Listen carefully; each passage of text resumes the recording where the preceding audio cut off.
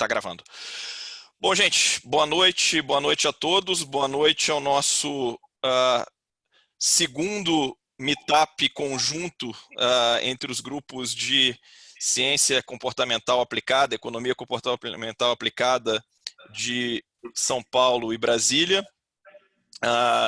Dessa vez, no mês passado, a gente fez no meetup de Brasília, agora o pessoal de Brasília veio para o meetup de São Paulo. Continuamos na nossa batalha por transmitir, discutir conhecimento e conteúdo de qualidade no meio dessa crise. E hoje com uma convidada especialíssima, que é a Sandra Guerra, alguém que eu já queria ter trazido desde os primeiros meetups, mas as agendas não batiam na época.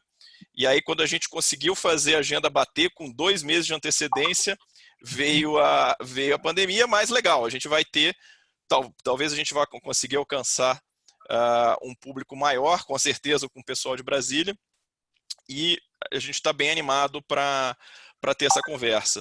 A Sandra, ela é autora do best-seller A Caixa Preta da Governança, na verdade, que é um livro que trata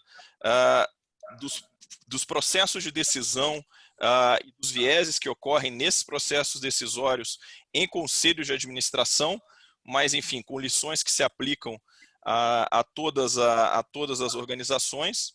E a Sandra é uma das grandes... Caixa Preta da Governança, que no momento encontra-se em tradução para a língua inglesa, então, do meu conhecimento, talvez seja o primeiro livro relacionado à ciência comportamental brasileiro sendo traduzido para fora, mas posso estar enganado.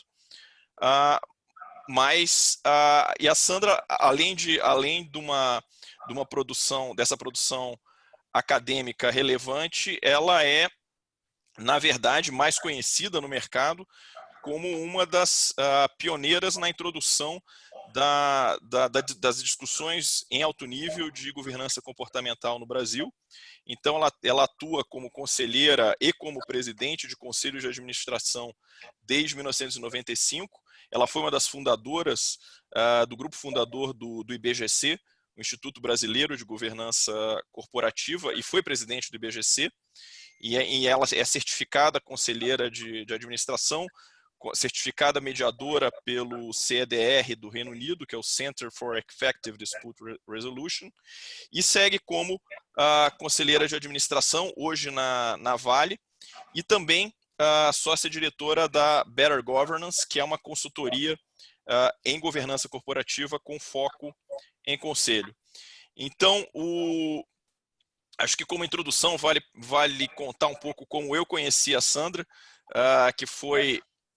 Talvez, acho que no fundo nem tudo é por acaso, mas em algum momento a gente acabaria se encontrando, tendo esses interesses em comum, mas o episódio foi um pouco por acaso. Na época, eu estava escrevendo, eu colaboro ainda, mas colaborava mais frequentemente no blog do economiacomportamental.org, e eu já estava com um post em atraso dos meus compromissos, e eu estava sem ideia e sem achar um tema interessante. E um dia, na livraria da Vila de São Paulo, eu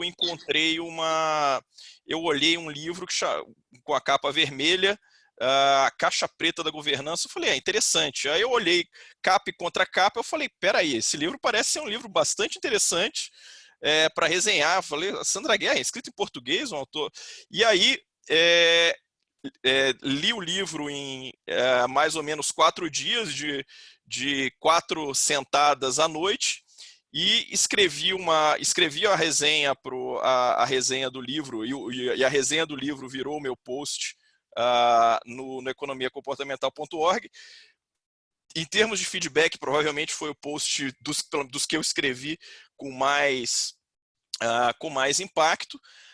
E enviei a minha resenha para a Sandra. Pessoal, quem puder, acho que tem alguém com o microfone aberto, puder fechar. E dessa resenha eu, enfim, reconhecia todo o mérito do livro e o valor que ele trazia para a ciência comportamental no Brasil, na verdade.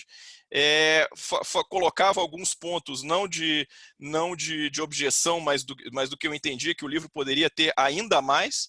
E o que foi mais legal é que a Sandra, como boa pesquisadora que me chamou, então vem aqui e me explica o que você quer dizer, e me explica, e vamos conversar então.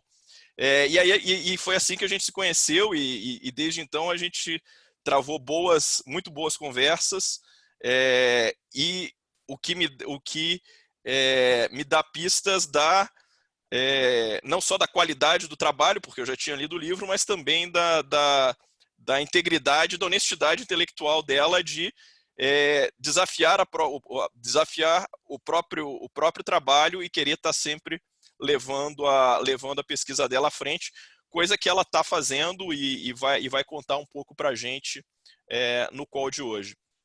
Então, sem muito mais delongas, vamos começar. A gente tem, acho que a dinâmica de hoje vou deixar a Sandra dar uma boa noite, mas a dinâmica de hoje a gente vai fazer algumas perguntas, se revezar entre eu, o Arthur, a Flávia e a Juliana. O blog o chat, desculpe, está aberto para vocês interagirem. E aí no final, não tão no final, mas a gente vai bater um papinho aqui de 1 hora mais ou menos, e no final a gente abre para perguntas aqui no chat e faz um debate mais aberto, tudo bem? Então, vamos lá. Sandra, muito obrigado. Boa noite, obrigado mesmo por ter vindo. Finalmente a gente viabilizou, mesmo que virtual. Ou melhor ainda, se for pelo virtual, que a gente tem convidados de todo o Brasil agora. Muito obrigada, Guilherme, pelo convite. Obrigada ao Arthur, à Flávia, à Juliana e ao André. Em nome de vocês, eu agradeço a todos do Meetup e todos que estão nos acompanhando. E para deixar quem está nos acompanhando, ou tentando nos acompanhar mais calmos, que eu estou recebendo algumas mensagens aqui por WhatsApp, o Guilherme está autorizando a entrada de cada um. Então, como ele estava falando agora, possivelmente algumas pessoas não conseguiram entrar, mas já ele vai autorizar. Estou autorizando. Está permitindo a entrada de todos aí. Então, é um prazer estar com vocês. Eu, quando recebi o comentário, a resenha lá do Guilherme, fiquei felicíssima, porque eu não tinha recebido nada tão bem construído, né? Fruto de uma reflexão profunda, de uma análise, e foi muito, muito rica para mim. Tanto é que a gente teve, depois disso, aí a gente marcava várias conversas, todo mundo super ocupado, mas a gente arrumava tempo para discutir sobre as nossas metodologias, nossos trabalhos. Então, é muito bom estar com vocês, e o assunto é um assunto da minha paixão. Então, estou à disposição para a gente conversar. Legal. Arthur, você quer começar, cara? Vamos lá. Sandra, boa noite. Mais uma vez, muito obrigado por ter aceito o nosso convite. Como o Guilherme disse, é um sonho antigo nosso ter você com a gente. Então, vou começar o nosso papo, Sandra. Bom, a gente sabe do seu interesse, da sua prática, dos seus estudos em governança corporativa, né? O Guilherme passou um pouco aí da sua história, junto à fundação do IBGC, enfim, todo esse seu nome em relação à governança corporativa e o funcionamento dos conselhos administrativos, né? E isso a gente sabe que antecede bastante ao seu interesse sobre o que a gente chama de ciência comportamental. Então, a minha primeira pergunta seria justamente em relação a isso. O que criou esse interesse em você nas ciências comportamentais? Porque eu não conseguia explicar por que governança falhava. Quando a gente criou lá o IBGC em 95, a gente não tinha nada escrito, não é nem cientificamente falando, eu estou falando, não encontrava nada escrito em português sobre corporate governance, que era como a gente se referia a isso. A gente traduziu essa expressão numa reunião de conselho do IBGC, quando a gente transformou, porque a gente criou originalmente o IBCA, Instituto de Conselheiros de Administração, e como a gente nunca quis ter uma organização de profissionais, e sim uma organização com foco de melhorar a governança, a gente, em 99, mudou, e aí precisávamos traduzir, porque não ia ser o Instituto Brasileiro de Corporate Governance, né? Mas naquela fase inicial, eu tinha a expectativa de que a gente ia fazer um código, lançamos em 99 o primeiro, íamos começar a fazer cursos, começamos a fazer cursos em 98, enfim, íamos fazendo uma série de iniciativas que eu entendia que ao longo do caminho iam fornecer melhorias na governança, a governança do país iria melhorar, e ao redor do mundo. Custou muito para que nós tivéssemos alguma percepção, algum entendimento, algum interesse em relação ao que a gente fazia. Eu diria que de 95 a quase 2000, a gente era um grupo pequeno, pouca gente se interessava. Imagina, veio para o Brasil o Sir Adrian Cadbury, que era do Cadbury Committee, um dos ícones, né? Que eu tive o privilégio de entrevistar para o livro. Veio para o Brasil, tinha 20 e poucas pessoas na sala. Não era sexy, ponto final. Ninguém se interessava por esse assunto, e quem se interessava falava, acho que esse negócio é meio bom mocismo, não conseguia capturar realmente o valor disso. Foi a partir das diversas crises que vivemos, e a primeira mais marcante foi em torno de 2000, que foram os escândalos corporativos de Enron, Tycoon e outros, que começaram a tangibilizar do que a gente estava falando.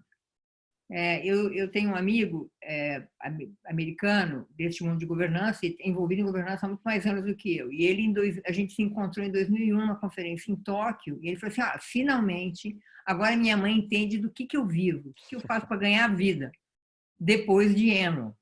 Porque tangibilizou mesmo. Aí veio o Enron, aí muda a regulação, acompanhei. Aqui no Brasil já estava mudando a lei das SA, mudou códigos, referências políticas, leis mesmo, né?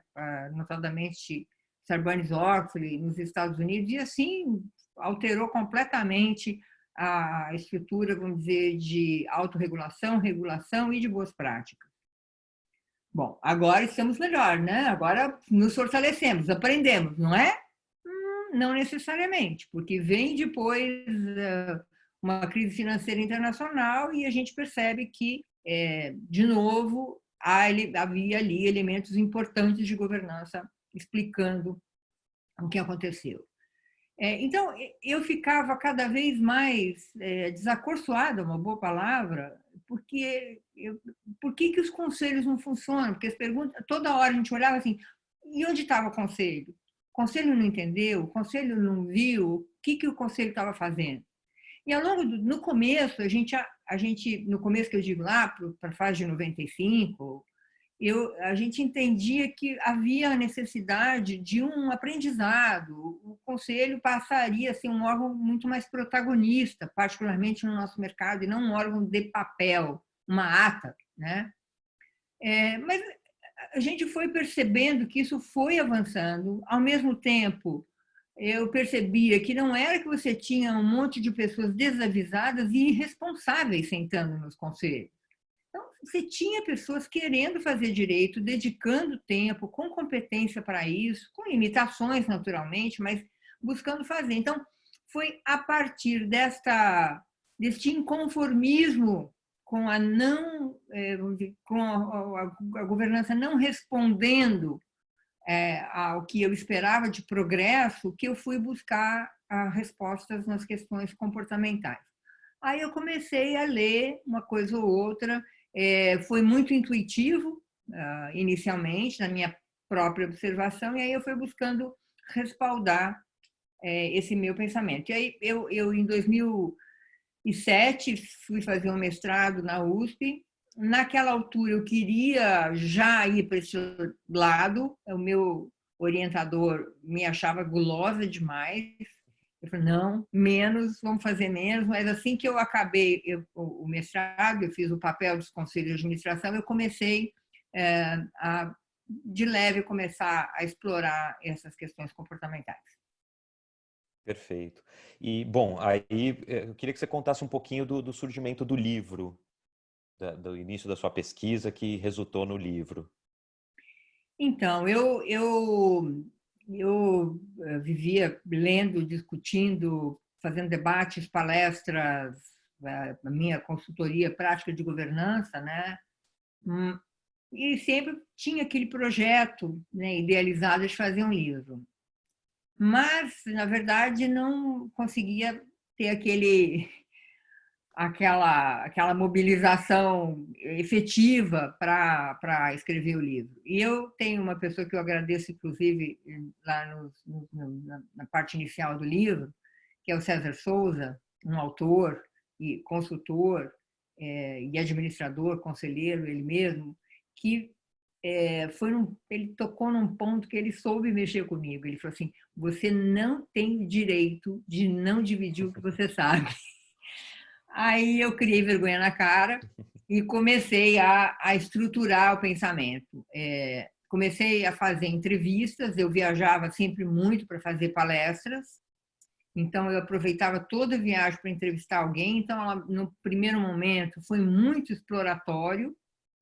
Aí eu fiz um projeto de pesquisa com o Rafael Lisa Santos e aí comecei a trabalhar com os resultados da pesquisa e, ao mesmo tempo, fazendo uma revisão de literatura, tanto de governança, conselhos e os aspectos comportamentais que eram mais novos para mim, né? Foi assim que eu, na verdade, eu comecei a trabalhar no livro em 2013, em dezembro de 2013, mas enquanto eu fui presidente do Conselho do IBGC, eu não consegui dar tração, porque eu trabalhava muito nos finais de semana para o IBGC, né? Então, quando eu saí de lá em março de 2016, eu consegui realmente acelerar e o livro entreguei para a editora final daquele ano e foi lançado no comecinho de 2017. Perfeito. E como não poderia deixar de ser, as pesquisas que você relata no livro, a Caixa Preta da Governança, elas se concentram mais nos fenômenos dos conselhos administrativos, né? Então, no topo da pirâmide decisória das organizações, né? E sendo um pouco cruel aí com você, se você tivesse que escolher um insight que você considera o mais importante que resultou da sua pesquisa, que insight que você poderia passar para a gente? É cruel, porque realmente é uma escolha difícil, mas eu diria que, assim, acho que a falta de consciência que se tem sobre os seus próprios vieses, né? Quando você conversa, todo mundo fala, claro que sim, lógico que somos vulneráveis a vieses. É claro que a racionalidade humana é limitada. Nossa, alguém já ganhou o Nobel por isso, já faz mais de... poxa, deve estar fazendo uns 60 anos agora isso, ou 70 talvez. Acho que foi nos anos 50 do século passado. Por aí, um pouquinho mais talvez. O fato é que, então, todo mundo reconhece que tem, mas não reconhece quando ele está vulnerável aos seus próprios vieses. Uhum. E a minha crença original no livro era que se eu tivesse consciência, eu como conselheira, tivesse consciência da minha vulnerabilidade, eu teria como mitigar. Então, essa era a busca. O próprio Guilherme me questionou muito em relação a isso. Falou assim, e muito motivado por um professor que ele teve quando estava fazendo o trabalho dele lá em Londres, de que as pessoas, o ser humano não muda. Então, o que você pode é mudar o contexto e você pode criar elementos que dêem um contorno a esse contexto que pode conduzir essa pessoa a fazer diferença. Eu vou dar um exemplo, porque eu sei que alguns colegas meus de governança estão nos acompanhando e eu sei que a turma do Meetup sabe o que nós estamos falando dessa literatura chamada nudge, né? Uhum. Mas, em benefício da minha turma, que talvez não conheça, eu vou dar um exemplo. Guilherme, por favor, pode entrar, o mesmo Arthur, para me corrigir. Se você vai numa cafeteria, crianças de 12 anos, possivelmente não vão gostar mais da batata frita do que pegar um pedacinho de cenoura ou um pedaço de brócolis, a não ser que seja uma criança muito diferente. Então, como é que você cria o conceito do nudge, né? O conceito do empurrar? Você coloca logo na entrada, um lugar visível do caminho da criança, você coloca o brócolis de uma forma mais visível e atrativa para a criança pegar antes do brócolis, e a batata frita vai ficar lá escondida em algum lugar. Então, se vocês quiserem acrescentar, por favor, mas mais ou menos... Perfeito. O Guilherme está fazendo sinal que está certo. Então, é esse o conceito de que é um insight que eu não tive ao escrever o livro, mas que eu tenho tido depois de escrever o livro, provocado inclusive pelo Guilherme, de que esta consciência que eu tenho como conselheira das questões comportamentais, efetivamente pode me ajudar. A mim ajuda, eu procuro ficar muito alerta, mas eu sou uma exceção, porque tendo estudado isso, eu procuro eu sou mais sensibilizada para isso. E mesmo assim, eu sou sujeita a vieses, portanto, eu posso não perceber minhas próprias, mesmo tomando cuidado, eu posso não perceber. Então, eu acho que nessa pesquisa que eu estou fazendo agora, que a gente está chegando a alguns construtos, ou seja, quais elementos de contorno do conselho que estão ligados ao que os conselheiros acham como que resultam em melhores decisões, que eles ficam mais felizes com o trabalho feito, e a partir disso a gente poderá criar então essas sugestões de mecanismos que minimizem esses vieses no conselho. Perfeito. A gente aguarda ansiosamente por esse estudo, porque parece ser muito interessante mesmo essa parte prescritiva mesmo, né? De como os conselhos vão poder lidar com seus vieses, tanto de grupo quanto individuais. Fica aí o recado para os meus coautores, o professor Lucas Barros, da USP, e para o Rafael Lisa Santos, que a gente tem que andar para entregar logo e atender a expectativa. É isso aí. A gente está ansioso, vamos trabalhar, pessoal. Tem bastante gente esperando. Sandra, quando a gente fala em governança, a gente ainda pensa muito, talvez a primeira imagem que vem ainda seja das grandes corporations, né, de empresas de capital aberto, enfim. Mas aqui no mundo, mas numa realidade muito presente aqui no Brasil, são as empresas de controle familiar, né, as empresas familiares. Uhum. Nessa sua pesquisa, você notou alguma diferença nas dinâmicas das corporations e das empresas familiares em relação a essa questão dos vieses? Você acha que uma organização, por exemplo, que tem controle familiar está mais sujeita ao efeito dos vieses do que uma corporation, por exemplo? O ponto que nós estamos de tratamento de dados ainda não nos permite dizer isso. Uhum. Eu vou comentar com você com base na minha observação cotidiana. Eu atuo em conselhos há 25 anos.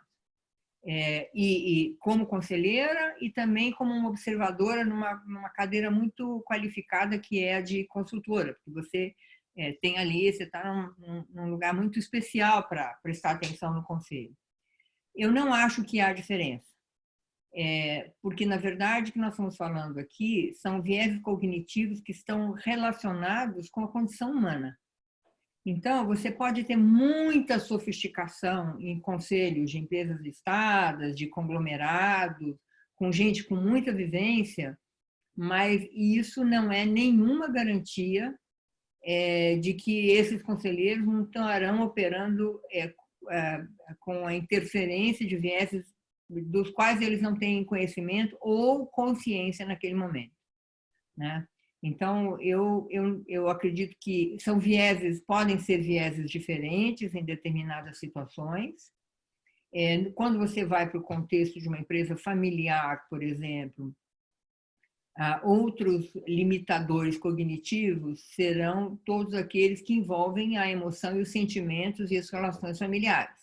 Então, você acrescenta uma camada emocional, você acrescenta uma camada de relações familiares, relações pessoais, que é uma camada além da camada já existente no conselho. Perfeito. Mas o viés está numa sala de conselho de uma empresa muito grande internacional, como está no conselho consultivo de uma pequena empresa. Perfeito.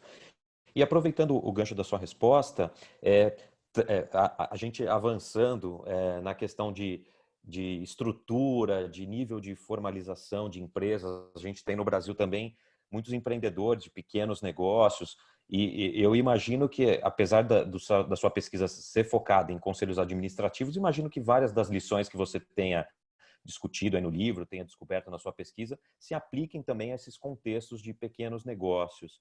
Então, você acha que você teria algum conselho, advindo da sua pesquisa, que você poderia dar hoje para um empreendedor ou para um dono de pequeno negócio, para que ele pudesse tomar melhores decisões no negócio dele? Arthur, eu diria que o livro teve essa inspiração de trabalhar para pensar no processo decisório num conselho de administração. Mas o aprendizado que está no livro se aplica para uma reunião de time de futebol, para um grupo, um clube, para um grupo de amigos que está resolvendo fazer uma festa juntos. Na medida que você tem um grupo humano tomando decisões, todos esses fatores, há um aprendizado que pode ser obtido ali a partir do livro. Então, o livro trata esses vieses individuais e os vieses de grupo, e ao final, no último capítulo, propõe, vamos dizer, remédios ou maneiras de mitigar cada um deles. E num dado momento do livro, a gente fala no conceito do conceito de panaceia, ou seja, há determinados elementos que é como um chazinho, né? Ele funciona, você toma um chazinho, resolve vários dos seus sintomas. Eles são realmente uma panaceia onde você, com eles, você pode trabalhar várias limitações que o conselho pode viver. Então, um deles é a diversidade. E por que a diversidade? Porque a diversidade, de cara, já trabalha em vários possíveis vieses de grupo que existem. Um deles é o pensamento de grupo, o group thinking. Então, se todo mundo torce para o Corinthians, mora na Zona Sul de São Paulo, estudou engenharia na mesma escola, em duas escolas diferentes, e joga tênis no final de semana, é muito possível que essas pessoas pensem igual, né? Então, a diversidade, aí eu me refiro à diversidade no seu sentido mais amplo, não só a diversidade de gênero, ela quebra, ela é uma forma de você mitigar o pensamento de grupo. Inclusive, no livro, eu trago o conceito de que hoje se fala de uma diversidade superficial, que é essa que eu estou falando, né? Geográfica, gênero, idade, e uma diversidade mais profunda que tem a ver com as crenças e comportamentos, né? Então, a gente deveria já ter resolvido essa parte mais demográfica da diversidade e está caminhando para essa segunda. Então, essa é uma das panaceias.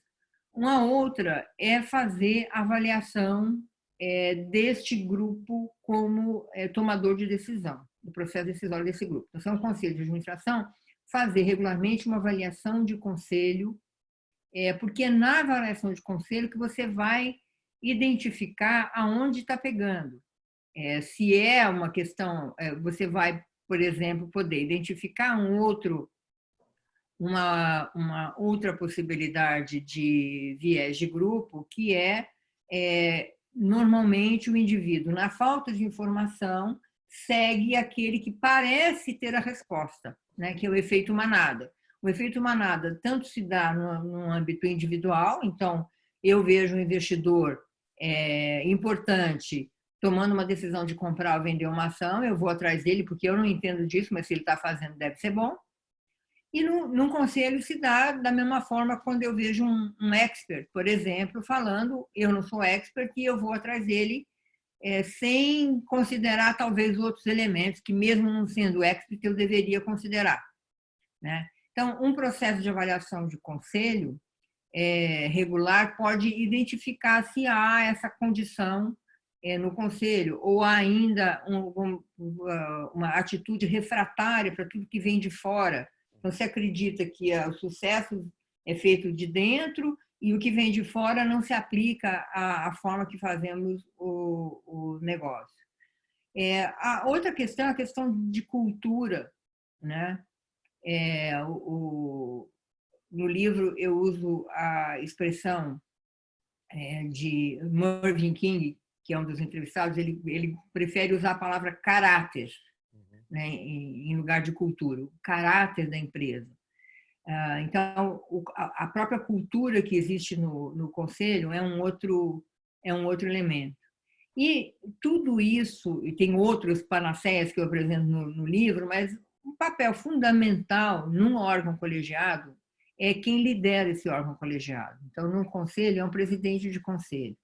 Então, ele poderá facilitar muito essa mitigação dessas limitações que esses vieses apresentam no conselho, ou, ao contrário, facilitar muito. Mas o livro também conta situações onde o presidente não está ajudando e aí mostra como é que os conselheiros, independentemente, podem tentar ajudar esse presidente de conselho a fazer diferença. Perfeito. Vou passar a bola para a Flávia, que ela tem perguntas também para fazer. Vamos lá, Flávia. Mas ela primeiro precisa ligar o microfone, nós não estamos te ouvindo, Flávia. Opa. Prazer ter você te conhecer. Muito obrigada. Estão ouvindo? Agora sim, estava falhando um pouquinho, mas estamos te ouvindo. O Guilherme falou de você desde o artigo, na verdade, do economiacomportamental.org, que conheci mais seu trabalho. Ele sempre de Brasília está nessa conversa aqui com você hoje. E eu queria voltar numa coisa que você tem falado um pouco para a gente de uma forma que o Arthur também está... Eu não sei se você teria uma resposta única, mas o grande desafio que a gente tem na ciência comportamental é a prescrição, né? Então, assim, quais são as atitudes que a gente pode ter para mitigar vieses, mesmo identificando esses desvios, como que a gente pode aí trabalhar nesses desvios? E se você tem, observando essa estrutura, essas dinâmicas de grupo, algum conselho específico para grupos, para que a gente possa estar mitigando vieses, seja em reunião, seja num conselho, numa coisa mais ampla? Olha, Flávio, eu acho que o princípio fundamental para que você tenha um processo de decisão robusta é que você deve ter condição de ter a informação adequada, em primeiro lugar, para tomar essa decisão. E quando você pensa isso, você fala, não, mas tudo bem, num conselho de administração bem organizado, vem um material prévio que vai instruir os conselheiros. É verdade, nem sempre é tão bom, mas, em geral, vem um material prévio. Só que o material prévio, como é que ele foi preparado lá atrás? Ele também não é sujeito a vieses. O que chega até a mesa do conselho, a mesa da decisão, também não foi de alguma forma, ele não teve escolhas que eles foram fazendo e deixando coisas de lado. Como é que foi feito esse processo de escolha, né? Então, os conselhos têm que se dar conta de como é o processo de decisão na diretoria executiva, porque isso é a informação que chega ali. Segundo, quando chega a informação ali, você tem informação a partir, queira ou não, vai vir uma informação com uma determinada ótica e um determinado direcionamento. Então, digamos que seja, vamos aplicar, vamos investir em um projeto. E nós estamos comparando, nós vamos alocar capital, em quais projetos a gente vai alocar o capital. Então, em geral, vai chegar 2, 3 projetos para o conselho analisar. Qual foi o conjunto analisado antes? De fato, aqueles 2 ou 3 foi resultado de um processo de escolha bastante ampla? Ou eu já de cara já direcionei projetos num dado setor, por exemplo, onde pronto, já tirei de fora todo este elemento. Outro ponto, além da informação que chega a você, no conselho você tem um repositório fabuloso de conhecimento e informação. Então, o que você precisa? Você precisa que essa informação seja compartilhada. E nós vamos perceber que existe um dos vieses, é o viés de compartilhamento de informação. O Arthur me contou antes da gente começar que ele está justamente trabalhando nisso lá na tese dele na USP.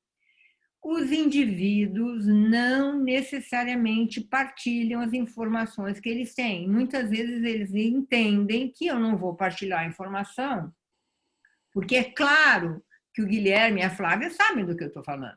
Agora há pouco eu fiz uma explicação sobre nudge, porque eu não parti do princípio que todo mundo que está nos assistindo conhece esse conceito. Mas, em geral, eu poderia partir desse conceito e o que eu estaria fazendo? Eu estaria privando as pessoas de entender. Então, há estudos, por exemplo, feitos em órgãos militares nos Estados Unidos, e um caso específico é a decisão de Baía dos Porcos, onde alguns militares de um ranking mais abaixo não partilhavam aquelas informações porque eles tinham certeza que os seus superiores sabiam aquilo que eles sabiam. Então, essa é uma outra coisa. Como é que num colegiado você puxa para que todo mundo tome decisão? Partilhe a informação que sabe. Mesmo muitas vezes parecendo óbvio que todos saibam. E o terceiro ponto que eu queria fazer, que eu acho que é um dos mais relevantes para qualquer grupo que toma decisão, é você ter uma capacidade de desafiar as ideias, as visões, os pensamentos. Há que haver o contraditório. E a nossa cultura brasileira, latina, não ajuda, porque a gente fala assim, desculpe, eu gostaria de dizer outra coisa, a gente sempre pede desculpas antes. É a nossa cultura, porque é quase que feio eu discordar ou eu trazer um outro ponto que é contrastante com a tua visão. Então, o nível de conflito num conselho tem um nível, de qualquer grupo que toma decisão, tem um nível ideal. Se há muita conformidade, esse grupo vai tomar uma decisão equivocada. Sabe por quê? Não está vendo o tsunami que está vindo. Ninguém está vendo, está todo mundo tão feliz. Em geral, a literatura, inclusive, conta assim, que são conselhos onde todo mundo fica muito feliz de estar no conselho. Que é lógico, gente, é uma delícia. Todo mundo conversa, todo mundo gosta do que conversa, todo mundo fala, né? Estou vendo lá o sorriso da Cláudia Elisa, lá do grupo, que imagina, estou vendo o rosto dela, uma conselheira, eu já devo estar, ela está imaginando como é que é isso. E é isso mesmo. Agora, ela, como uma conselheira que eu também conheço, sei que traz certamente vários conteúdos que não querem, muitas vezes, ser ouvidos, né? Mas é preciso ter este nível. Então, tem um nível que não pode ter o conflito negativo, mas, por outro lado, a conformidade total é ruim. Então, a liderança do grupo, a composição do grupo e os mecanismos que são usados têm que permitir que as ideias e as informações sejam amplamente discutidas, para depois tomar decisão. E eu não vou me alongar mais, porque eu sei que tem perguntas, mas é que as ideias vêm, é difícil segurá-las. Eu acho que a gente, nesse ambiente de conselho, diretoria, nós somos todos muito sabichões, né?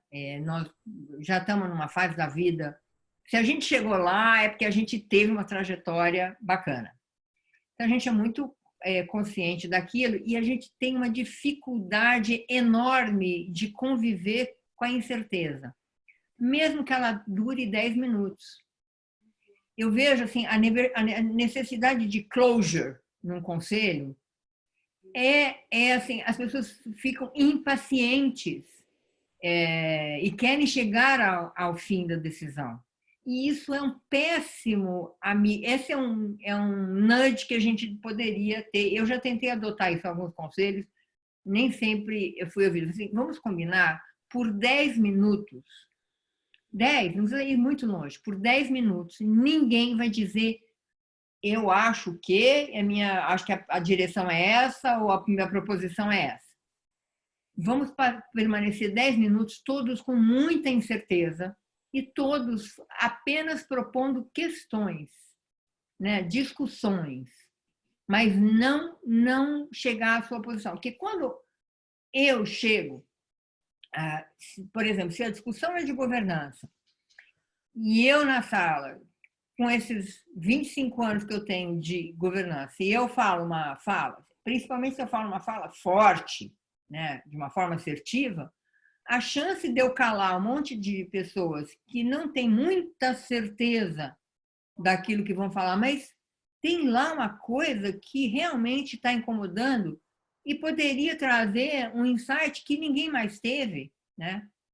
Então, esse é um dos elementos dos conselhos e órgãos que tomam decisão, conviverem um pouco mais com incerteza, se dar um tempo de incerteza para que as informações sejam mais partilhadas e as ideias mais debatidas.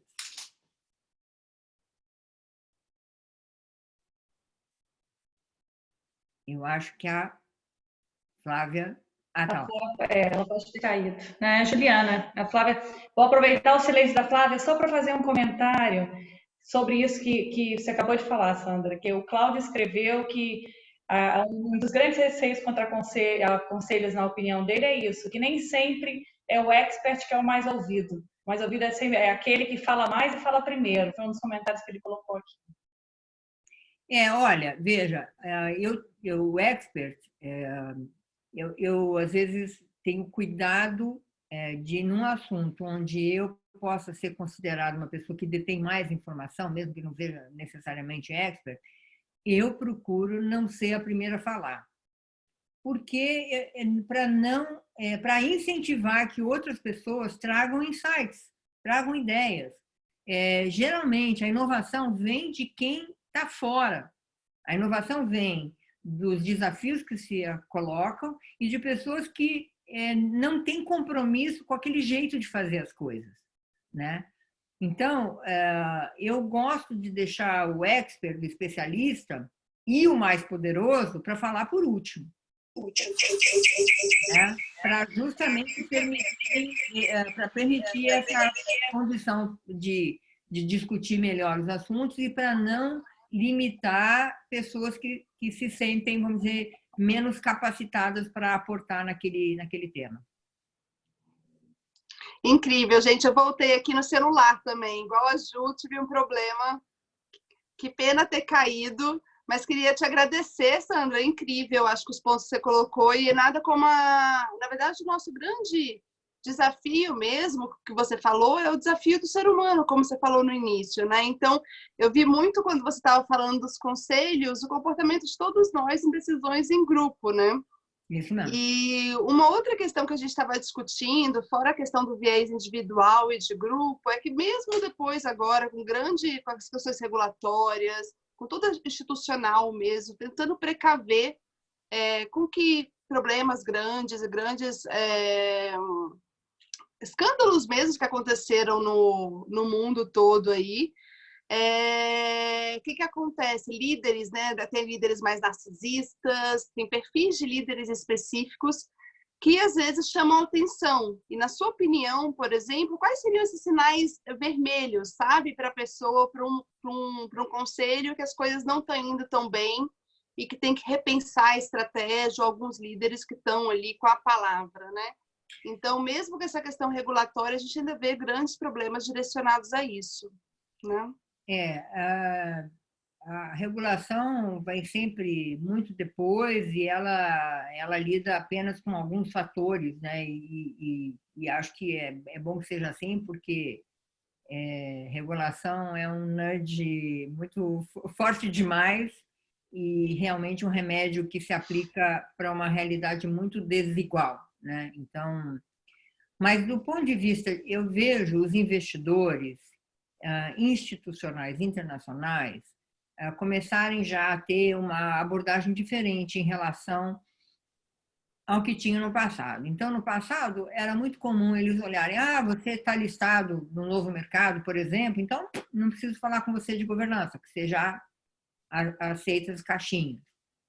Depois de 2000, da crise financeira internacional, de 2008, eles fizeram uma meia-culpa muito grande. Eu estava nessa época no Conselho de uma entidade que reunia investidores internacionais que respondiam ali por 26 trilhões de dólares em ativos, era uma entidade focada em governança, e eu percebi que eles realmente fizeram meia-culpa e começaram a fazer diferente. Uma das coisas que eles começaram a fazer diferente, Flávia, é querer ter um engajamento, engagement, eles chamam assim, com os conselhos de administração das empresas onde eles investem. Isso não quer dizer que a função de relação com investidores tem qualquer alteração, ela se mantém, a função é a principal porta-voz da empresa para falar com seus investidores, toda interação que o investidor tiver com o conselho será feito através da área de RI, mas eles querem ter um diálogo direto com o conselho não é sobre os indicadores da empresa, tudo isso que se discute nas reuniões, nos webinars trimestrais de resultado das companhias. Eles querem falar sobre as benditas 3 letrinhas, ISG ou ASG, se falarmos em português, ambiental, social e governança. 3 letrinhas que, na verdade, deveriam ser 4, que é Economic, Environment, Social e Governance, como a semana passada tinha no artigo da Sônia Favaretto no Valor. Então, eles querem ter essa conversa que é justamente para capturar elementos que, olhando de fora, eles não conseguem ver. O que eles olham de fora? Hoje, eles olham com as empresas que permitem que eles vejam isso, né? Eles usam uma matriz para análise de um conselho de administração. Então, eles querem ver cada conselheiro, eles querem ver se é independente ou não independente, a idade de cada um, qual é o tempo de mandato, quais são as competências desse sujeito. Esse ele conhece finanças, governança e logística. Esse conhece isso, isso e isso. Então, eles querem ver, ao final, qual é o conjunto de... E querem ver de uma forma estruturada, né? Não me venha com mini CVs para eu ler e eu ter que entender tudo. Não, me traga informação estruturada, numa matriz mesmo, onde eu veja isso. Então, eles vão ver, primeiro, o nível de diversidade de gênero, de idade, de competências. Eles vão ver se essas competências estão ligadas aos desafios momentâneos do negócio. Eles vão ver a frequência que esses conselheiros participam das reuniões, quando lhes é dada também essa informação. Eles vão ver se teve... Aí eles vão olhar a remuneração e o que é divulgado sobre a remuneração ou sobre qualquer fator da auditoria, e muitas vezes eles vão votar contra na Assembleia o coordenador do comitê de remuneração, porque eles não estão concordando com a forma que a remuneração está ligada, por exemplo, a questões ambientais, sociais e de governança. Então, de fora, você não consegue ver muito.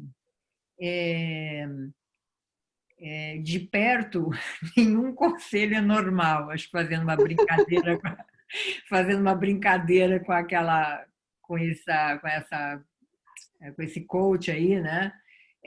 Porque você, só de perto, gente, e só sentando nele, porque quando você observa, a partir do momento que você senta, e por isso, o título Caixa Preta veio da academia, que começou a chamar de Caixa Preta porque não conseguia estudar, né? Porque é uma sala que fica fechada, pelo óbvio. E mesmo quando você está sentado nela, a partir do momento que você senta nela, você já passa a interferir no objeto estudado. As pessoas já não são as mesmas. Agora, quando você está lá como conselheiro ou conselheira, que é o meu caso, aí sim você conhece este órgão por dentro. E aí você vai ter realmente, aí você vê quem é independente de fato. Não é porque tem uma tarja de independente, não é porque atende a critérios específicos, mas quem atua com pensamento independente. Quem é assertivo, quem é aquele que não tem problema de criar incômodos, quem se incomoda em dizer as coisas. Claro que nós, como conselheiros, temos que escolher as batalhas, porque se a gente vai entrar em todas, primeiro, a gente vai perder credibilidade interna e segundo, que a gente não vai conseguir. Então, você tem que selecionar quais são aquelas que realmente valem posições mais firmes. Mas você tem que se incomodar para fazer isso. Você cria um constrangimento, principalmente, como eu disse, num ambiente que não propicia o contraditório de uma forma tão tranquila como, por exemplo, em países anglo-saxões, onde isso é mais normal. Perfeito. Você acha que eles mostram sinais vermelhos, os conselheiros, no início? Assim, eles podem ter gatilhos, vieses que você acha que você consegue identificar mais no início de uma reunião, de um conselho, para, de certa forma, isolar o fato, para ele não impregnar, né, de certa forma, todo o conselho?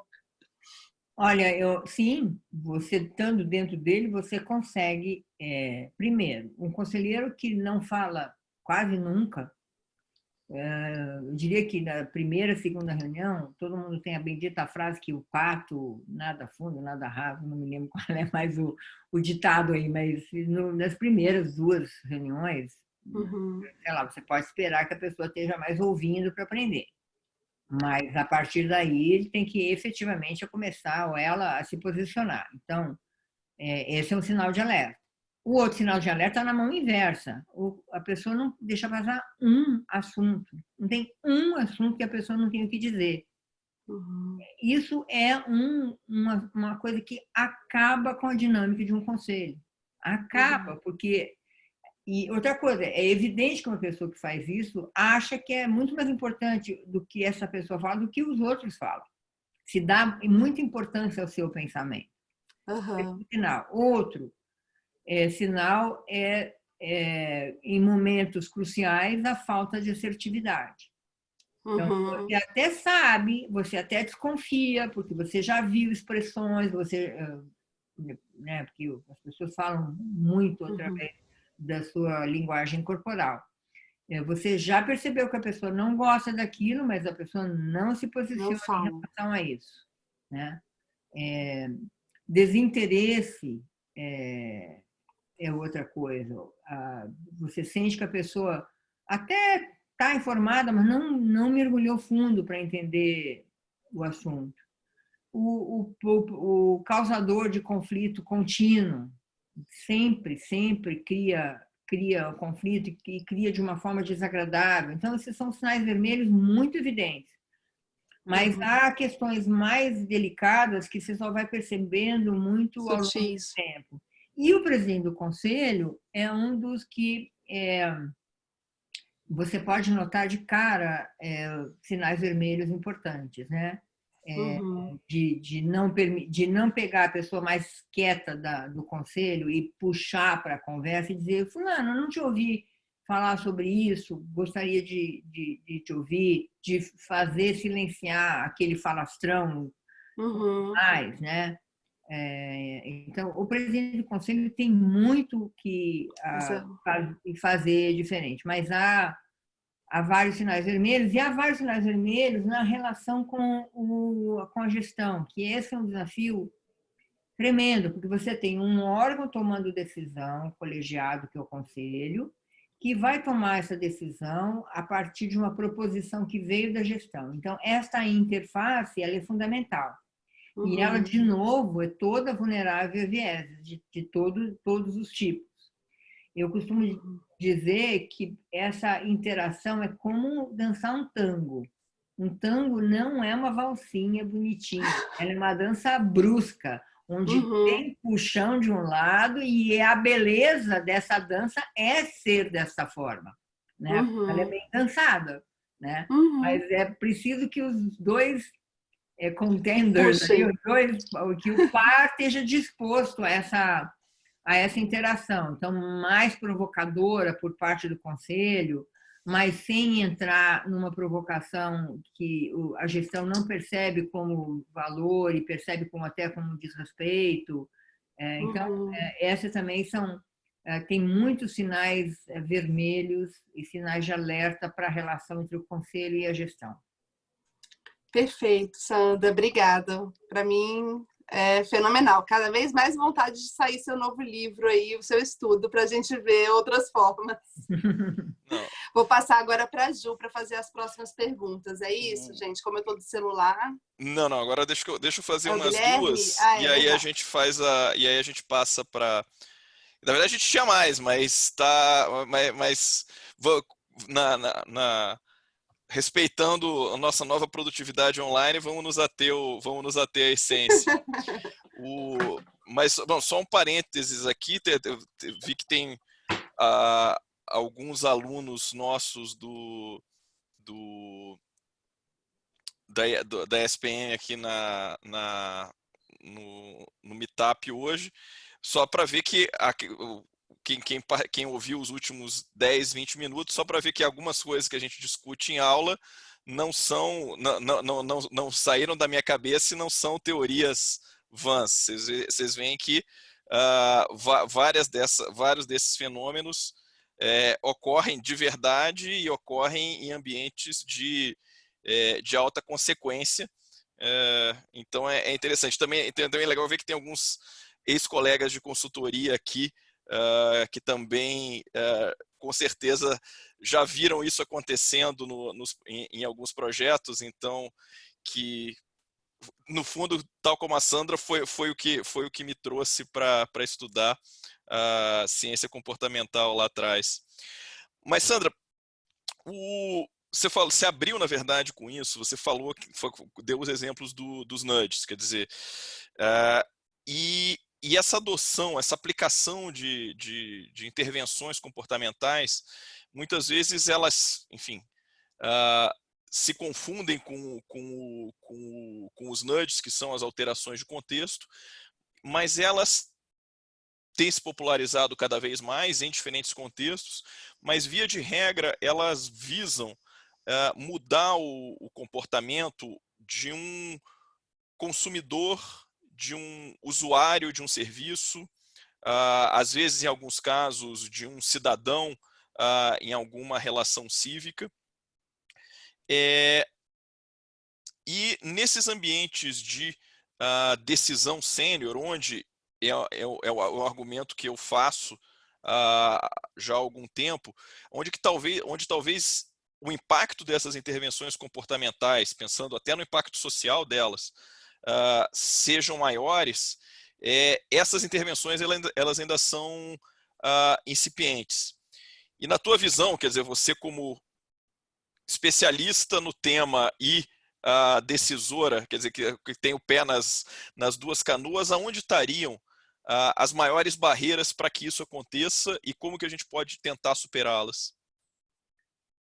Você diz quais seriam os mecanismos de nudge, por exemplo, Acho que mais do que isso, quer dizer, por que esses mecanismos, por que ainda a gente ainda não consegue, quer dizer, essa ciência do nudge, ou essa aplicação do nudge, que não vou dizer que é lugar comum, mas já está se tornando uma coisa no ferramental esperado de alguém que faz, por exemplo, design de interfaces, ou alguém que faça, ou alguém da área de marketing, ou mesmo na área de finanças comportamentais. Ele ainda não está nesse ferramental por exemplo, de quem estrutura tomadas de decisão estratégicas, de tomadas de decisão corporativas. Eu acho que é por causa do próprio viés que prevalece nesses órgãos, e particularmente nesses órgãos povoados por pessoas tão experientes, ilustres e com histórico tão bem-sucedido, o viés de entender de não reconhecer as suas próprias limitações cognitivas. Uhum. Né? Se exacerba o valor da racionalidade, né? Então, ora, tenho aqui consultores, dados, uma equipe de primeira, executivos formidáveis, consultas. Claro que nós vamos tomar a melhor decisão. Hoje eu estava numa conference call de tarde e o presidente do conselho falava assim: é só uma questão de bom senso. É só usar o bom senso. ele só não conseguia entender que o que ele acha que é bom senso é o bom senso dele. Uhum. Nós estávamos ali contratando 2 novos conselheiros independentes, né? E estávamos com a Headhunter e tomando as decisões para contratar e como ia ser o onboarding desses conselheiros. E ele se referia ao bom senso, que era o bom senso dele. E portanto, os irmãos que não têm esse bom senso, né? Então, eu diria que é o viés de não se dar conta das limitações comportamentais e o quanto elas podem ser muito mais relevantes. Não adianta você ter um estudo maravilhoso se você não trata essa informação de uma forma adequada.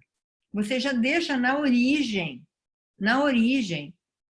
Entra num presidente do conselho, eu já vi isso, estou lembrando de um conselho que eu ajudava, de uma empresa de porte médio, o presidente do conselho abria e dizia, olha, nós então recebemos essas propostas para fazer isso e tal, e eu acho que a gente não deve nem se preocupar com isso, porque, sabe, nesses 35 anos, aí vem, né? Nesses 35 anos que eu fui fundador e que eu tenho sempre, aliás, eu tinha sido o pai dele fundador, blá, blá, blá, ele fazia toda essa introdução ali de todos os temas da reunião. Aí entrava um infeliz do executivo que ia trazer a proposição. O assunto já estava completamente contaminado. Então, por que um conselho não consegue atender essa sugestão que eu disse há pouco? Como ficar 10 minutos na incerteza? Não consegue sequer isso, Guilherme. Eu já fiz essa experiência e há uma resistência educada, certo? De não ir fazendo e continua não fazendo. Porque, na verdade, a gente superestima a nossa racionalidade. Você sabe que quando você faz curso de desenho com o lado direito do cérebro e o professor pede que você desenhar o rosto, a testa, em geral, fica totalmente desproporcional, porque nós, humanos, achamos muito importante isso aqui, né? Então, a gente não vê essas limitações e, portanto, não usa mecanismos para elas. Quando que eu vejo alguma abertura para isso? Na crise. Na crise, você tem que se abrir, você tem que buscar soluções, né?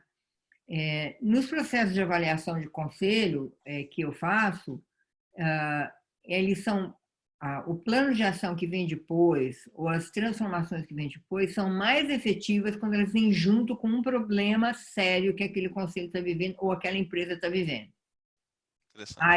Aí tem que fazer diferente. E, por outro lado, vamos pensar que a população que está nos conselhos hoje vem de uma fase de vida onde todas essas questões não foram tão debatidas como são hoje, né? O tal do teamwork é uma coisa relativamente nova. E essas pessoas não viveram teamwork, na maioria dos casos. Então, eu diria que a falta de abertura para isso é grande. A abertura existe quando você tem um problema. Eu, quando sou chamada num problema de governança, eu aproveito para entrar e discutir. E já vi conselhos terem discussões realmente... uma vez um conselheiro falou assim, isso aqui é uma DR? E o contexto era tão diferente que eu nem entendi o que ele falou. Era DR de discutir a relação. Uhum. E era... né?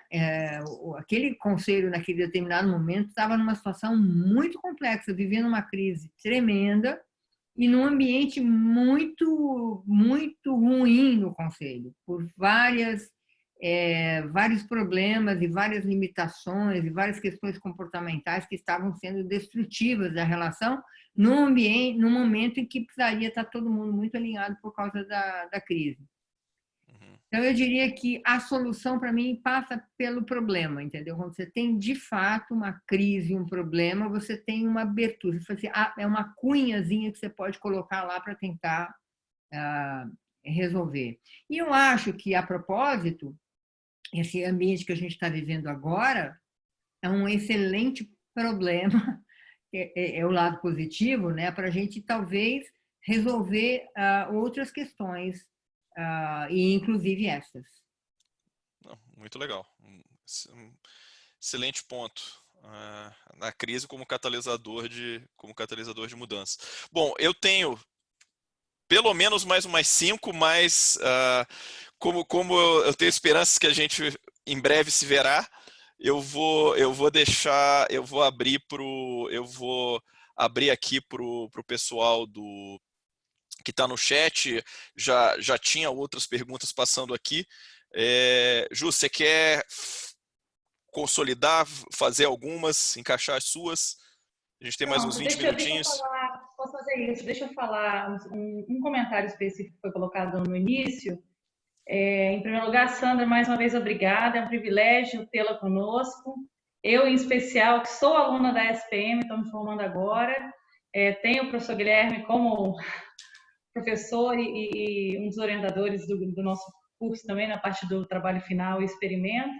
Então, poder vivenciar a prática do nosso aprendizado realmente não tem preço. Muito obrigada mais uma vez. Bem, um comentário interessante que o Cláudio colocou no início, quando você falava da consciência dos próprios vieses, mencionou agora há pouco também, ele menciona um quote do Kahneman mesmo, né? Dizendo que conhecer os próprios vieses ajuda ele, sem dúvida, a se dar bem numa conversa numa festa, mas que ele acha que ele não erra menos por conhecer bem os vieses, né? Os próprios vieses e heurísticas. E realmente é uma realidade para nós. É um assunto muito fácil, muito fluido numa roda de conversas. E nos ajuda a identificar, mas talvez não ajude, né, realmente a gente errar menos. Gostaria de saber a sua opinião sobre isso. Vou passar para as outras. Estou vendo o comentário do Cláudio Gomes, né, dizendo que o Kahneman dizia que estudar viés faz ele apenas mais interessante para conversar num dinner party, mas que ele comete os mesmos erros que todo mundo. É verdade. Por isso que são importantes os mecanismos que a gente usa, né? Um mecanismo que o próprio Kahneman conta, não é? Ele cita um outro pesquisador, que é fazer, por exemplo, o pós-mortem, né? Ou, desculpe, o pré-mortem, né? Então, você está com uma proposta de decisão à mesa, está todo mundo muito entusiasmado, esse é um perigo, né? As pessoas se apaixonam pelos projetos, né? E tem M&A, fusão e aquisição, é um ambiente perfeito para isso, porque tem uma adrenalina, nós sabemos que os conselhos ainda são muito recheados de testosterona, né? E nós sabemos que aqueles portadores de testosterona são competitivos. Então, o M&A tem essa condição de parecer que eu vou comprar e, portanto, eu vou ganhar do sujeito, do outro time, né? É interessante essa dinâmica. Então, você vê muitas vezes todo mundo sendo capturado por essa euforia e por essa crença e deixando de ver coisas fundamentais. Então, ele mesmo cita no Rápido e Devagar, o livro, essa proposição do pré-mortem, né? Ou seja, separa a reunião, e aí a importância do líder, que ele mesmo traz um outro comentário dele, separa a reunião dizendo, vamos imaginar que esta aquisição foi feita e ela é um fracasso. O que aconteceu? E aí você vai buscar problemas do que pode ter acontecido. Né? Esse é um mecanismo que um presidente do conselho pode usar ou que algum conselheiro pode propor para ver se baixa um pouco aquela euforia, aquele entusiasmo por aquele caminho, e você vai buscar o que pode dar errado. O advogado do diabo é um outro papel que você pode usar. Eu só destaco que a pessoa que faz esse advogado do diabo tem que ser crível, né? Então tem que ser uma pessoa que se identifica com esse papel e que as pessoas sabem que terá este nível mesmo de criticidade. Então, a despeito da nossa disponibilidade de mitigarmos os nossos próprios vieses, nós somos humanos, então é preciso que a gente adote mesmo mecanismos para nos ajudar nessa tarefa. Obrigada, Sandra. Uma outra pergunta. O Cláudio está aqui, agora eu estou vendo ele aqui. Juliana, posso uma pergunta? Me perdoa, falando que nem político, desculpe por quebrar o protocolo, né? Mas, Sandra, acho que a pergunta aqui, eu sou advogado, me perdoe, eu sou justamente advogado de societário, fusões e aquisições e um apaixonado por questões comportamentais já há uns 10 anos já. Então, eu estou aqui pulando, fazendo um monte de comentários justamente por isso. O quanto a gente vê o portador do pré-mortem num conselho de administração? Porque a experiência que eu não tenho uma experiência justamente de conselho de administração, embora já tenha formado vários do ponto de vista de organizar a governança, fazer isso para empresários, empresas e afins, mas no dia a dia, normalmente o advogado externo não está exatamente dentro da reunião. Uhum. O quanto que existe o espaço para o pré-mortem, para alguém que puxe essa personalidade? Porque eu tenho um pouco a sensação de que na nossa sociedade, especialmente sociedade ocidental, a gente acaba premiando muito o excesso de autoconfiança. Então eu tenho um pouco receio de que, no fundo, aquele que acabe chegando no conselho de administração seja alguém que foi premiado justamente por ter essa confiança, por ter essa gente excessivamente otimista em alguma medida, mesmo assim, e a carreira acabou premiando de colocá-los numa posição de aconselhar os outros. Mas eu muitas vezes, e eu infelizmente tenho um pouco essa função nas minhas reuniões de sócio e afins, ser o cara do contrário, de fazer o contraste, e sinto, pelo menos no nosso mundo, ainda muito pouca receptividade ainda para isso, né? Você começa a falar, pô, deixa de ser negativo, parece que está sendo do contra, isso e aquilo. Numa sociedade ainda que premia muito o excesso de autoconfiança do empresário, eu muitas vezes sinto um pouco que existe um certo preconceito com relação a isso. O quanto tem espaço nisso, nesses conselhos de administração ainda? E se você teria também, Sandra, algum tipo de mecanismo que você já viu funcionar para isso ser garantido mesmo assim? Ou seja, que mesmo que as pessoas não se sintam muito à vontade, você conseguir colocar algum tipo de protocolo, checklist, regra, regulamentação, que permita que as pessoas digam, esse é o nosso momento do pre-mortem agora. Vamos ver como é que seria se desse errado para a gente conseguir se prevenir. Eu acho que você tem toda a razão, e isso é um pouco a resposta que eu tinha dado para o Guilherme. Não tem espaço para isso hoje nos conselhos. As pessoas não estão dispostas a fazer isso. As pessoas, o drive é muito mais de ficar na certeza, na autoconfiança e passar essa autoconfiança. De novo, isso depende muito do presidente do conselho, né? E eu acho que a oportunidade para isso são os problemas, né? Eu só consegui recentemente, numa situação, numa recomendação do pré-mortem, depois de duas iniciativas que se provaram apresentar bastante problemas depois das iniciativas tendo sido iniciadas. Então, aí você tangibiliza de que é preciso fazer um pré-mortem. Porém, é muito difícil você convencer de que digamos, todo projeto de alocação de capital de mais de tanto, porque você também não pode fazer pré-mortem para toda decisão que você vai fazer se você não sai da sala de reunião. Mas você estabelece lá, para alocação de capital deste valor para cima, ou com este player, por exemplo, toda vez que envolver alguma coisa estatal, por exemplo, qualquer coisa que torne aquilo tem um nível maior de risco, nós vamos fazer o pré-mortem.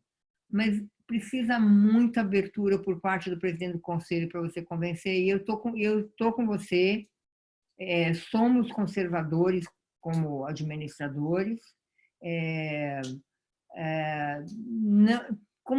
Como a gente talvez não dê ainda muito valor para isso e supervalorize o que a gente entende como racionalidade, a gente está com pouco espaço. Então, eu diria que a gente tem que, de novo, aproveitar os momentos de problema e as falhas para inserir isso. E usar as avaliações de conselho para trazer esse assunto novamente em discussão. Mas você tem razão, tem uma resistência em relação a isso ainda.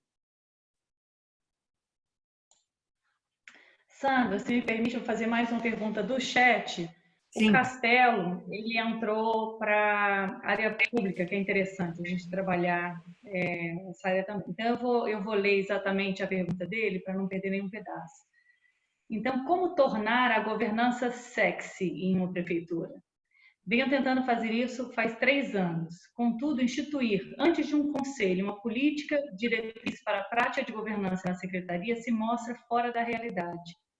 Como fazer a governança pública virar uma prioridade e competir com pautas bomba, como saúde, educação, serviço social, etc.? Olha, esse é um desafio enorme, Castelo. E no próprio Instituto Brasileiro de Governança Corporativa tem uma discussão já de anos se o IBGC deveria se envolver mais com governança pública. E é um assunto bastante polêmico lá. Assim, o único caminho para você trazer algum protagonismo para essa discussão é justamente mostrando a desgovernança do sistema público, né? E dos órgãos públicos e da cultura da empresa pública e das instituições públicas, né? Porque, de novo, se ainda no campo das empresas, com todos os avanços, ainda a gente fala das resistências, você pode imaginar o que acontece no campo público. Eu acho que são as duas coisas. Numa ponta, tratar com experiências bem-sucedidas. Então, algumas iniciativas sociais, de segurança, em algum município que envolveu comunidade e que funcionou bem, como um exemplo que pode ser reproduzido, e os casos de problema, né? E aí destacá-los para trazer alguma possibilidade de discussão. Mas é difícil porque você tem que ter, vamos dizer, um campeão interno muito abnegado para ficar continuamente repetindo isso. Olha, um desafio não pequeno, não pequeno.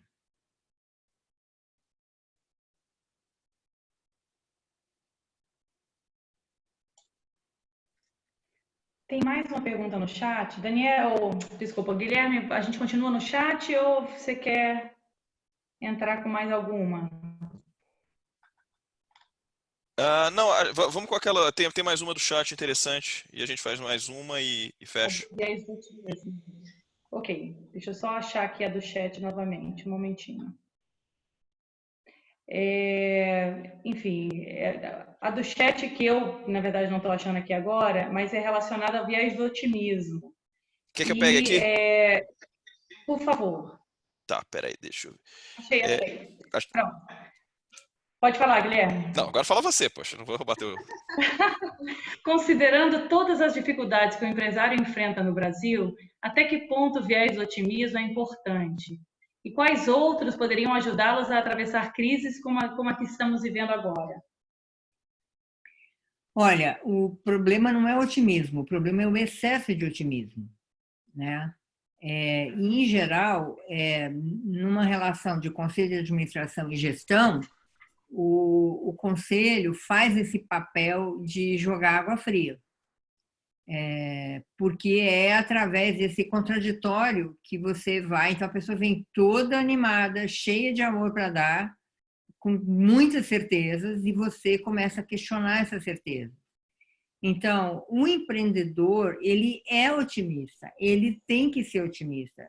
Aliás, o empreendedor brasileiro tem que ser de um otimismo fora de série, porque a quantidade de dificuldades que ele enfrenta aqui no Brasil é enorme. Você vê, eu tive fazendo jornadas de estudo no Vale do Silício, Israel, não tem comparação. As nossas dificuldades aqui são enormes, né? Porque o nosso ambiente não facilita o empreendedorismo e o empreendedorismo inovador, né?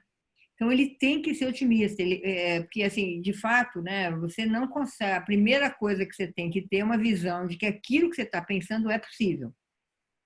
Se você não vê isso, você decididamente não vai chegar lá, né? Isso, inclusive, a gente nota nas nossas vidas pessoais. Porém, dito isso, você tem que contrapor esse otimismo com algum ceticismo, de uma forma construtiva, de uma forma que desafia aquele pensamento, para ver se, mesmo sendo desafiado, depois de vários embates e debates e discussões, a proposição sobrevive a esses questionamentos. Então, o otimismo não é ruim. O que é ruim é o excesso de otimismo e você ficar preso a ele.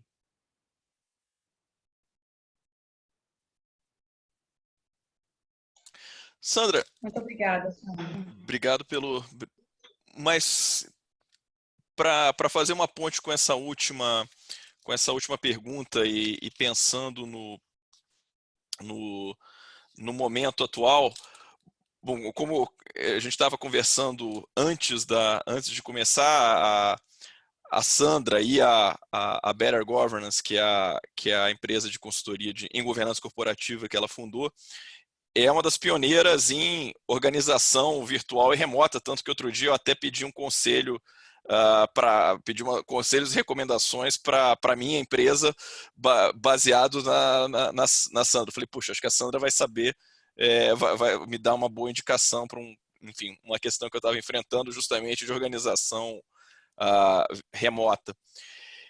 E com base nisso, e com base em tudo isso que a gente está vivendo, o que você entende que vai mudar nos processos de governança e nos processos decisórios pós quarentena, ou esperamos que seja mais antes do que depois, pós Covid-19? Quer dizer, o que a gente consegue tirar de positivo disso tudo para a gente sair daqui hoje com numa nota alta? Eu acho que o primeiro ponto nós precisamos ser mais flexíveis.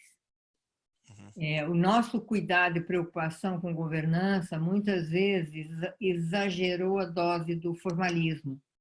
Ela é necessária em determinadas situações, mas o excesso, que é, aliás, um dos viés de grupo, que são as rotinas habituais, né?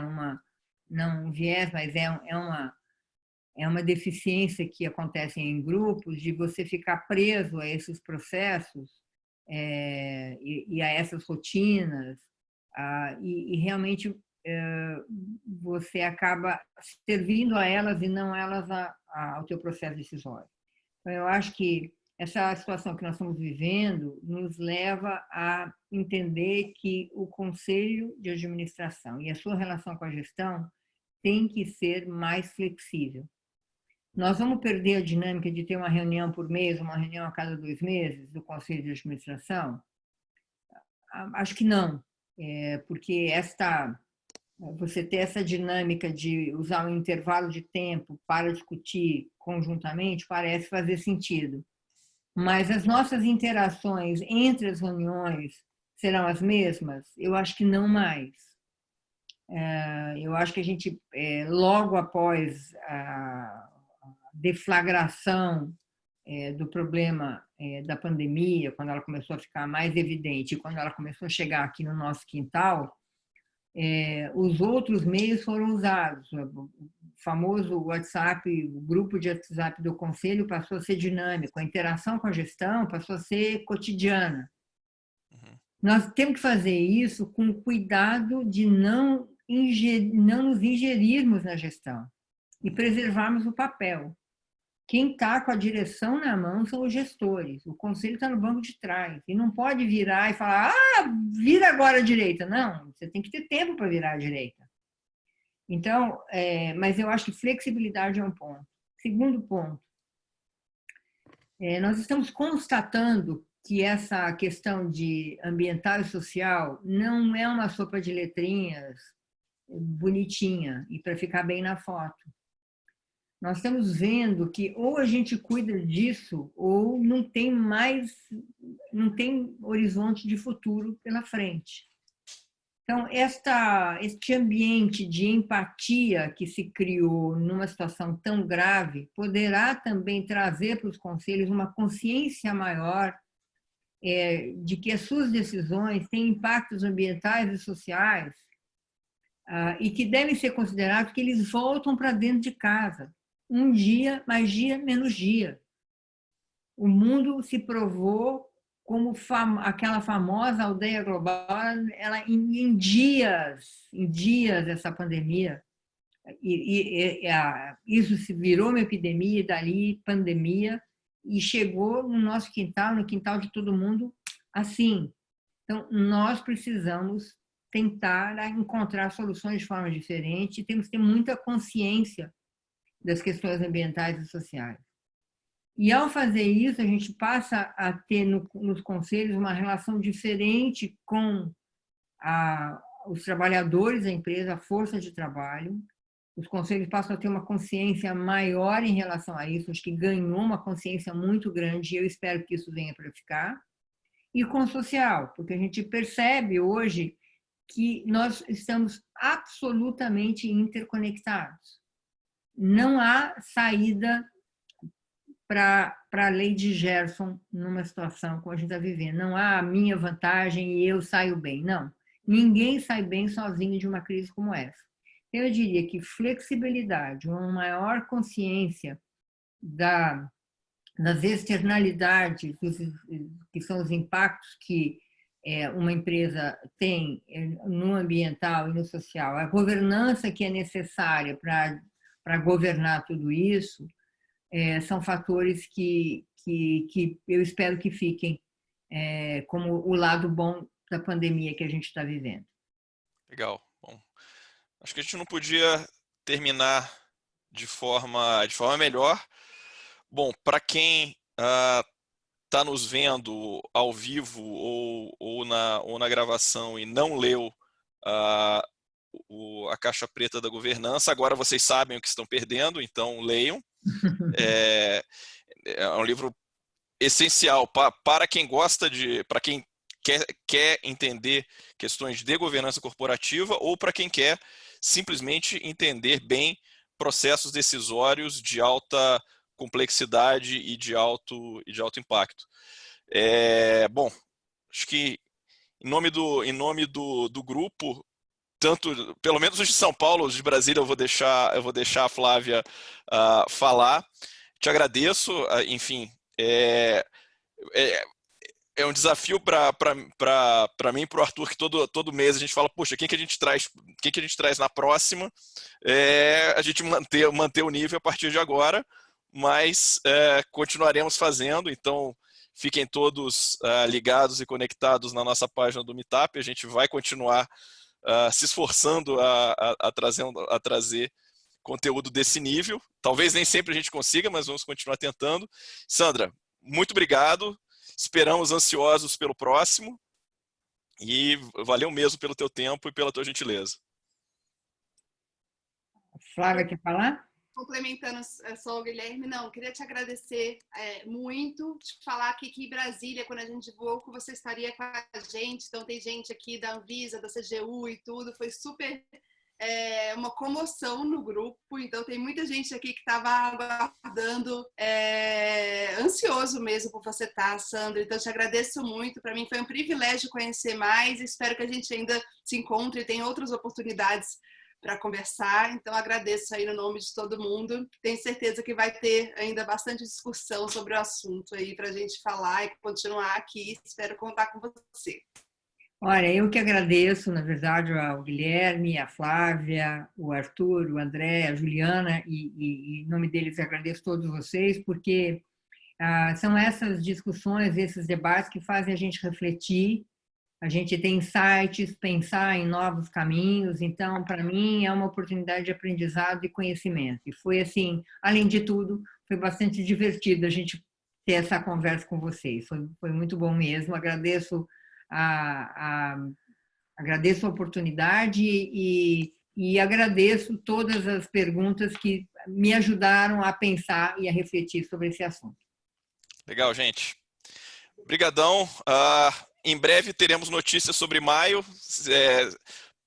possivelmente ainda em Zoom, mas com algum otimismo fora do Zoom, mas se for no Zoom vai ser tão legal quanto fora. Então, até a próxima, pessoal. Um abração. Obrigadão, viu, Sandra? Obrigada. Tchau, tchau. Tchau, tchau. Gente, obrigada. Tchau.